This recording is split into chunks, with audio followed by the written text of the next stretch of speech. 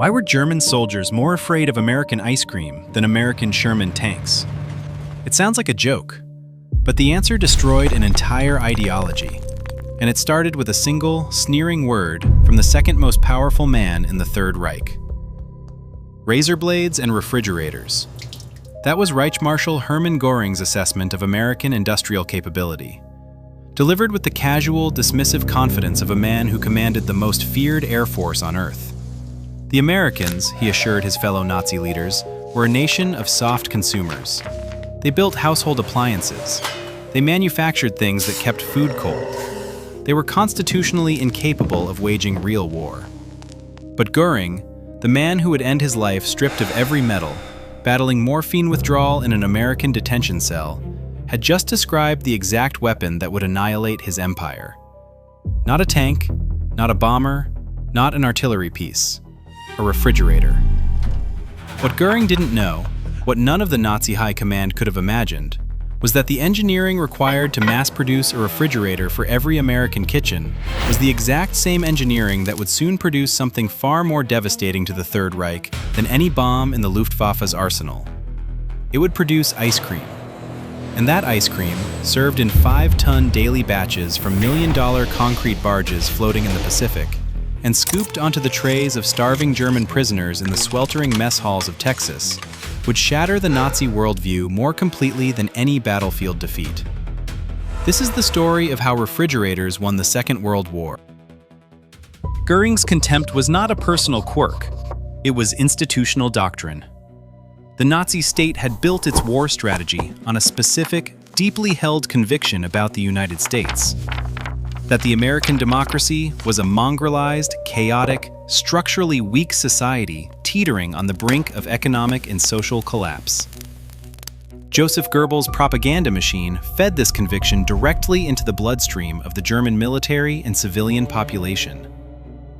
American cities on the eastern seaboard, Goebbels assured the nation, were already reduced to smoking ruins from Axis submarine action.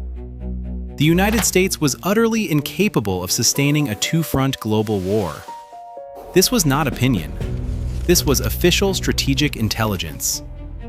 And when German intelligence officers occasionally managed to compile accurate estimates of possible American industrial output, largely extrapolating from Depression-era metrics, the Nazi high command literally laughed at the reports.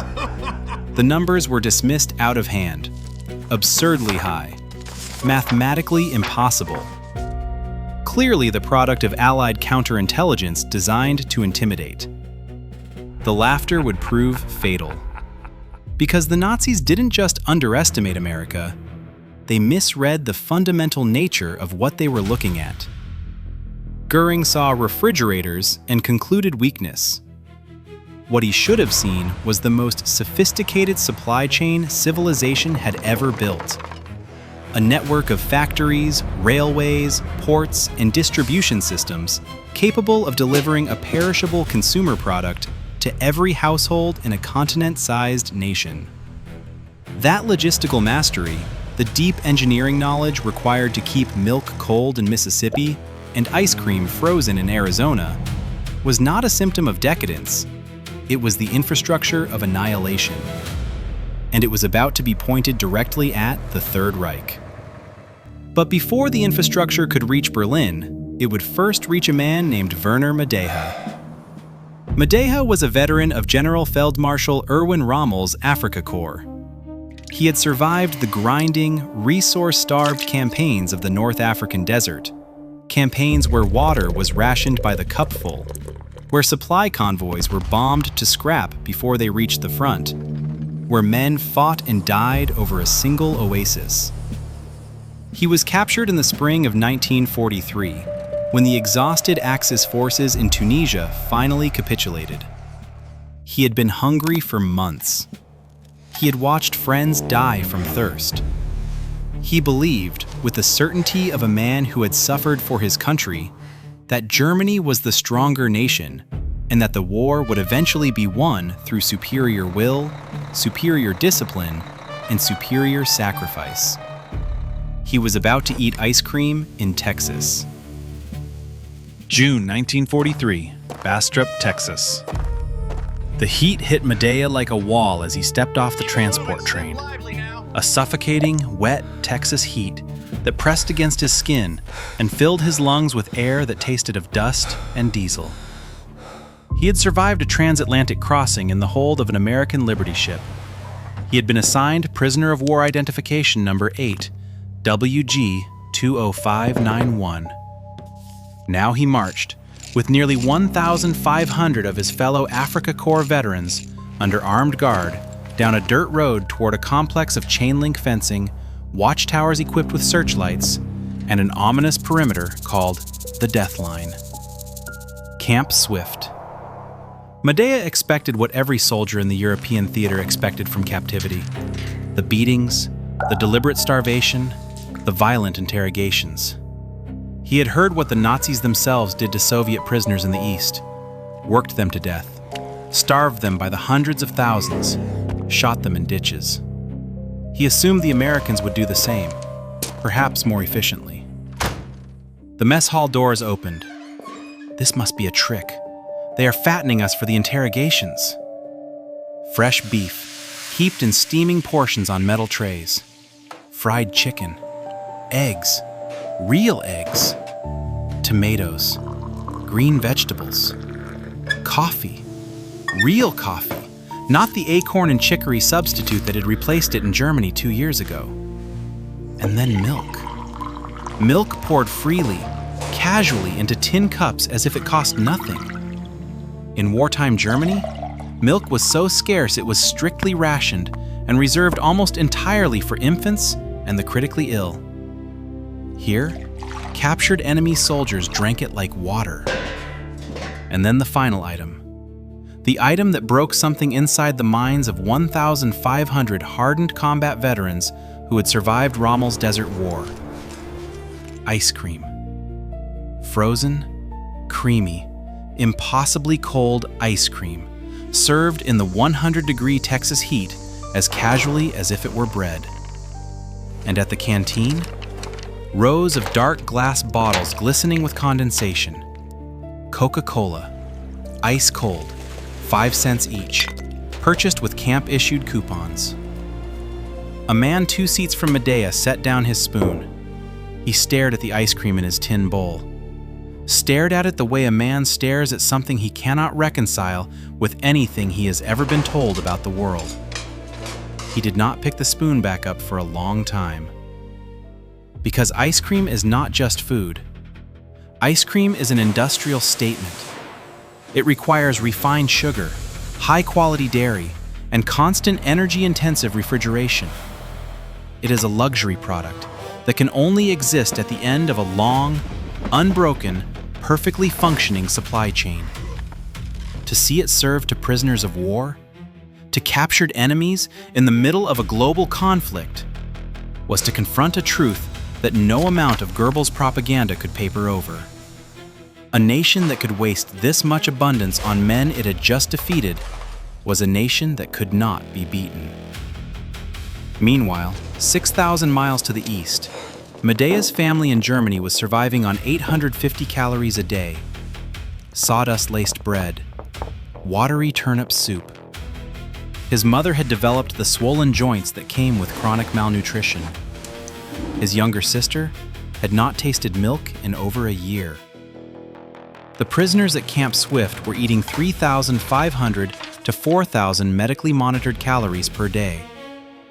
The enemy was feeding its captives better than the Reich was feeding its own children. The abundance that shattered Medea's worldview was not an accident of geography or a quirk of American culture. It was deliberate policy, engineered, classified, and deployed with the same strategic precision as a bombing campaign. In 1942, the War Production Board made a decision that would have seemed insane to any military planner in Berlin or Tokyo. It officially classified ice cream as an essential food, placing frozen dessert in the exact same critical wartime priority category as medical supplies and small arms ammunition. The WPB issued Order L-336 to manage the paperboard cartons, paraffin pails, and wooden containers required to ship this essential morale booster across the globe. They asked domestic manufacturers to limit production to 20 varieties. But they never stopped production. The assembly lines that made ice cream kept running alongside the assembly lines that made artillery shells. Because the War Production Board understood something the Axis powers never grasped. Morale is a weapon system, and abundance is its ammunition. But ice cream was only half the equation. Under the leadership of company president Robert W. Woodruff, Coca-Cola established a wartime policy that bordered on the magnificent. Every single American in uniform would be able to purchase a bottle of Coca-Cola for exactly 5 cents, anywhere in the world, regardless of the financial cost to the company. This was not a marketing stunt. This was military logistics. General Dwight D. Eisenhower, the supreme commander of Allied forces, personally sent a priority cablegram from North Africa on June 29, 1943, requisitioning 3 million filled bottles of Coca-Cola and the complete heavy equipment for 10 separate bottling machines to be installed directly behind the advancing front lines. Coca-Cola was exempted entirely from the sugar rationing imposed on every other American business and household. To execute this global logistics miracle, the company deployed over 200 civilian uniforms who wore military uniforms and held simulated officer ranks to build, maintain, and operate what would eventually become 64 overseas bottling plants. In 1943 alone, these plants delivered 60 million cases of Coca-Cola directly to the American military. Among those 200 civilians was a man whose name history did not bother to record in most accounts. He wasn't a soldier. He had never fired a weapon in combat. He was a Coca-Cola employee, a technical observer, the company called them. And in early 1943, he was building a bottling plant somewhere in North Africa. The same North Africa where Rhodesia had been captured months earlier. The same desert where the Africa Corps had fought and bled and starved for water. Now an American soda company was building a factory there to make Coca-Cola for 5 cents a bottle. 3 of these technical observers would die in the line of duty during the war. Civilians, in military uniforms, killed while building bottling plants in combat zones. They died so that the army which captured Werner Rhodesia could drink cold Coca-Cola in the desert where his comrades' bones still bleached in the sun. But the bottling plants were modest compared to what the United States Navy built in the Pacific. The Navy's obsession with ice cream had deep institutional roots. In 1914, decades before the Second World War, Secretary of the Navy Josephus Daniels had issued General Order No. 99, banning alcohol aboard all naval vessels. Rum was out. And in the absence of rum, ice cream became the Navy's institutionalized replacement, the default morale booster for every sailor from the Atlantic to the South China Sea. When the Second World War erupted across the Pacific, the Navy did not abandon this tradition. It industrialized it. The result was the BRL, the Barge Refrigerated Large. 3 of them were built by concrete ship constructors at National City, California. The USS Hydrogen, the USS Calcium, and the USS Antimony. Each one cost $1 million. Each one was a floating concrete fortress of refrigeration, towed across thousands of miles of open Pacific to anchorages like the massive naval base at Ulithi Atoll. Each barge stored 1,500 tons of frozen meat and 500 tons of refrigerated perishables at a constant -9 degrees Celsius. But the meat and vegetables were almost beside the point. Each barge housed industrial ice cream freezers capable of producing 10 US gallons of ice cream every 7 minutes. Working in continuous shifts, a single barge produced 500 gallons per shift, 5 tons of ice cream per day, churned, frozen, and served to American sailors and Marines in the middle of the largest ocean on Earth. By the end of 1943, the U.S. Armed Forces had consumed 135 million pounds of dehydrated ice cream mix. the numbers become meaningful only in contrast. While the ice cream barges churned at Ulithi, Japanese island garrisons across the Pacific were being systematically starved by total American naval and air supremacy. Cut off, bypassed, forgotten, Japanese soldiers survived on 350 grams of rice per day, and often far less. They ate insects, they stripped bark from trees, they boiled roots. Vice Admiral Junichi Kusaka and General Hitoshi Imamura ordered their starving, isolated men to dig cave tunnels and construct elaborate dummy aircraft from wood and canvas to draw American bombs, preparing endlessly for invasions that would never come, because the Americans had simply sailed past them. And just over the horizon, visible on clear days as gray shapes at anchor, sat the concrete barges, producing 5 tons of frozen dessert every single day. When word of the ice cream barges reached the Japanese high command, something broke that could not be repaired.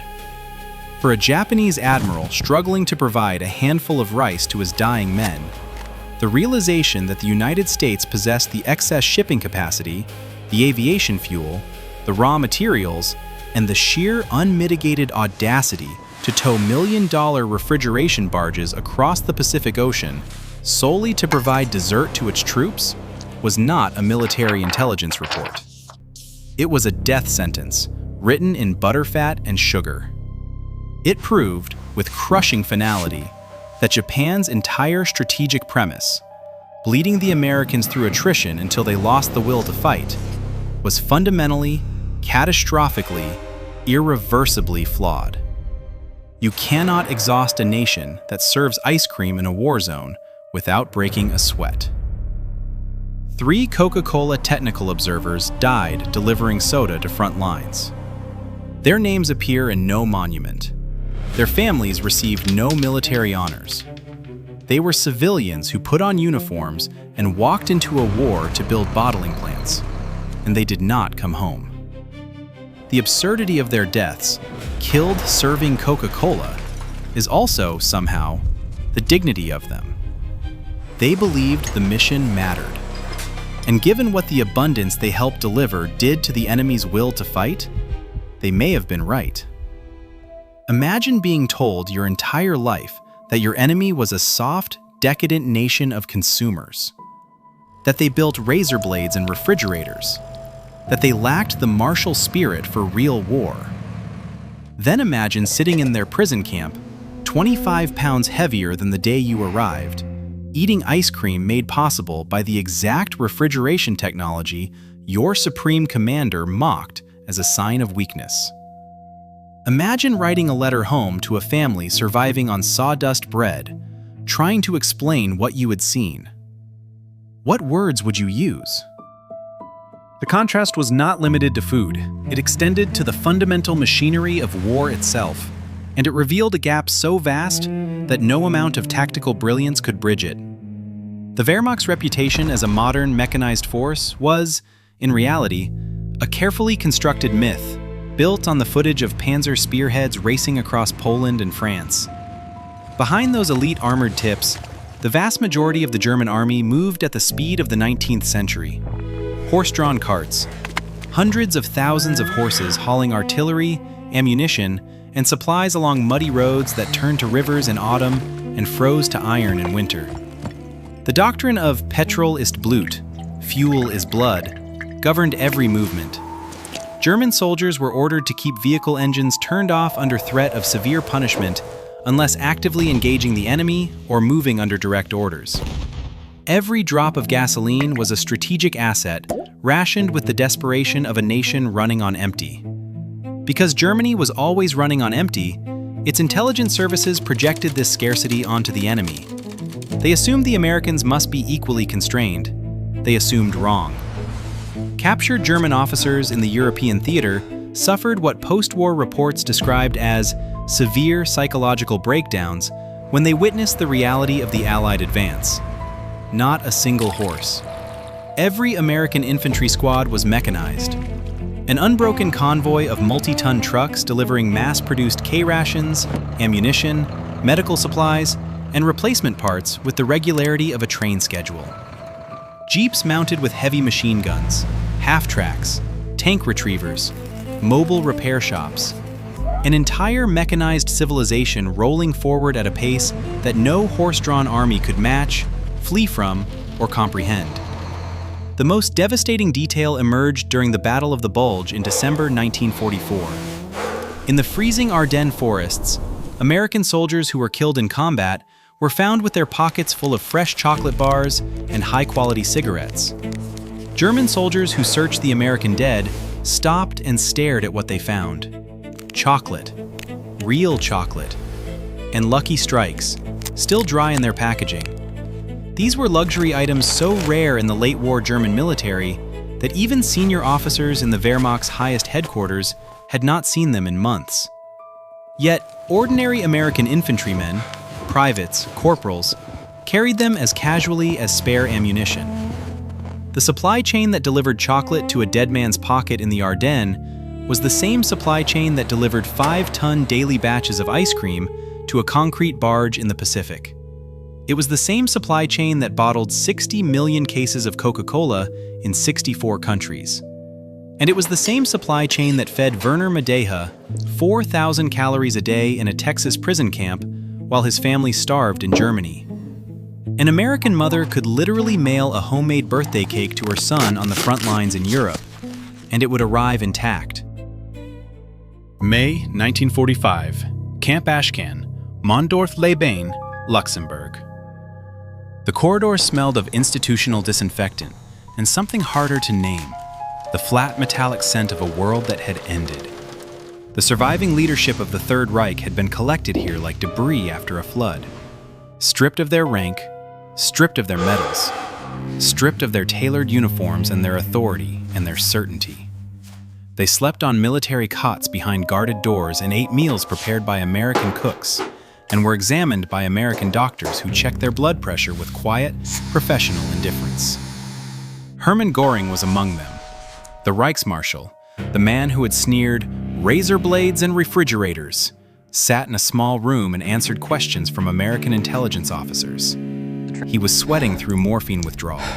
His hands, which had once gestured grandly across maps of a conquered Europe, trembled against the wooden table. The guards who brought his meals and monitored his medical treatment were the exact kind of Americans he had dismissed. Young, well-fed, relaxed, and armed with the quiet confidence of men who had never questioned whether their supply lines would hold. Razor blades and refrigerators. The words must have returned to him. In the silence of that room, facing the men he had mocked, the words must have tasted different. Down the corridor, in a separate interrogation room, Generaloberst Gerd von Rundstedt, one of the most senior and respected field commanders in the history of the German army, sat across from his interrogators and delivered his professional verdict on why the Third Reich had been destroyed. Von Rundstedt did not blame Hitler's interference, though he could have. He did not blame the Eastern Front, though it had consumed millions. He cited two factors above all others. First, fuel. The total, systematic destruction of Germany's petroleum supply. Second, railways. The complete annihilation of the German transportation network by Allied strategic bombing. No fuel, no railways, no logistics. No amount of tactical brilliance, he admitted, could overcome an enemy whose supply lines were infinitely deep, while ours were utterly non-existent. The professional soldier's confession. Clean, clinical, devastating. But it was Albert Speer, the Reich Minister of Armaments and War Production, the man who had overseen Germany's entire industrial war effort using millions of slave laborers, who delivered the quieter, more annihilating admission. Speer understood the mathematics better than any general. He had spent years trying to make German factories match American output, and he knew, with the precision of an engineer, exactly how impossible it was. In his post-war interrogations, Speer stated that the American ability to simultaneously maintain domestic civilian comfort, to keep producing ice cream and keeping the cafes stocked, while flooding the entire globe with advanced armaments, was a logistical miracle that Germany could not replicate, even under the most brutal totalitarian conditions of total mobilization. Even under the most brutal conditions, even with slave labor, even with the entire apparatus of a totalitarian state directed at production. Germany could not do what American democracy did casually. Speer set down his pen. Outside, an American guard unwrapped a chocolate bar. The mathematics of destruction had been written not in the blast radius of a bomb or the armor penetration of a shell, but in the caloric difference between 850 and 4,000. The unbridgeable gap between a starving empire and an enemy that wasn't even straining its domestic economy. The Liberty ships that German intelligence had refused to believe, launched at the rate of 1.5 per day, had carried the ice cream mix and the Coca-Cola syrup and the chocolate bars and the K-rations across every ocean on Earth. And when General Oberst Alfred Jodl sat down at a wooden table in Reims, France, to sign the unconditional surrender of all German forces, he was signing on behalf of a nation that had been defeated not by a superior army, but by a superior refrigerator. When the war ended, 371,683 German prisoners of war were held in camps across the United States. Camp Swift, Camp Hearn, Camp Mejia, and dozens of others, from Texas to Wisconsin to Virginia.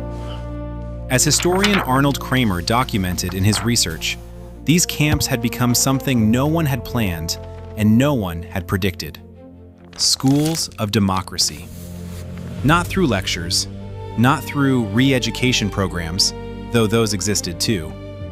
Through ice cream, through 5-cent Coca-Cola, through 3,500 daily calories and weekend soccer games, and access to American newspapers and university correspondence courses.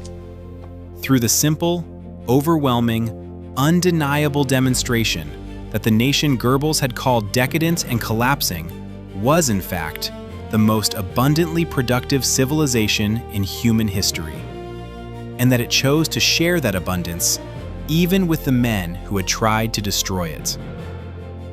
When these prisoners were repatriated to a devastated, starving post-war Europe, they did not return as bitter enemies. They did not return carrying revanchism or plotting a new war. They returned 25 pounds heavier, carrying something far more dangerous to fascism than any weapon: first-hand knowledge. They had eaten the evidence. They had tasted the proof. And many of these former prisoners became the vanguard of Germany's post-war agricultural, economic, and democratic recovery. The men who helped build the nation that exists today. Göring was right about one thing. America was a nation of refrigerators. He just never understood what that meant. The refrigerator he mocked required the same compressor technology that powered the ice cream barges, the same cold chain logistics that kept milk fresh in Mississippi kept Coca-Cola cold in North Africa. The same assembly lines that stamped out household appliances for every American kitchen retooled in months to stamp out tanks and aircraft and artillery shells in quantities the Nazi high command dismissed as mathematically impossible. The refrigerator was never the sign of weakness Göring saw. It was the sign of a logistical civilization so advanced, so deeply optimized, so effortlessly abundant that it could wage the largest war in human history and never ask its citizens to give up ice cream. Werner Madeha gained 25 pounds at Camp Swift. When he was repatriated to Germany, he walked into a country he barely recognized. Bombed, starving, occupied, divided. Everything Goebbels had promised about America had been a lie. Everything Göring had dismissed had been real. The razor blades and refrigerators had won. He came back heavier and carrying a truth that no propaganda could ever undo. That the nation Göring called weak had fed its enemies better than the Reich had fed its own people.